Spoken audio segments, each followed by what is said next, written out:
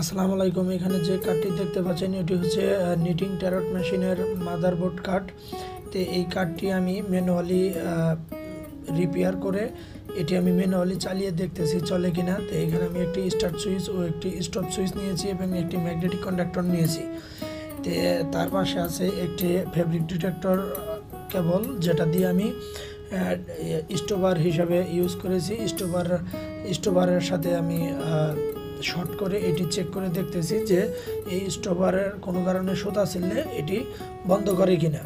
তো দেখুন এটি কিন্তু সঠিকভাবে চলতেছে, কোনো সমস্যাই হচ্ছে না। তো আমি রান করেছি, দেখুন রান করলে একটি মাদারবোর্ড কার্ডে বাতি জ্বলে এবং তার সাথে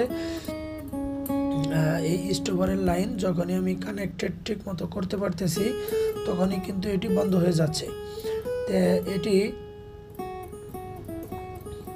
এটি আসলে এইরকম ট্যারট মেশিনের মাদারবোর্ড কার্ড আমি প্রতিনিয়তই রিপেয়ার করে থাকি। তো এরকম যদি কোনো কারো মাদারবোর্ড কার্ড রিপেয়ার করতে হয় তাহলে অবশ্যই আমার সাথে যোগাযোগ করতে পারেন। আমি ট্যারট মেশিনের কার্ডগুলো রিপেয়ার করে থাকি।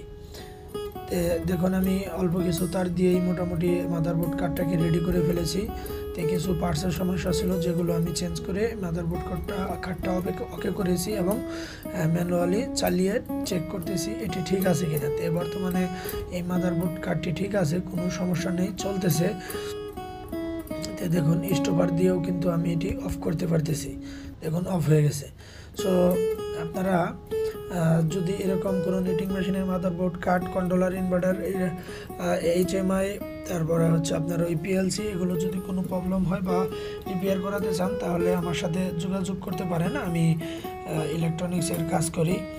তো আপনারা সবাই আমার চ্যানেলটি সাবস্ক্রাইব করবেন। আমি এরকম ইলেকট্রনিক্সের ভিডিও প্রতিনিয়তই আপলোড করি। যারা ইলেকট্রনিক্সের কাজ শিখতে চান তারা আমার চ্যানেল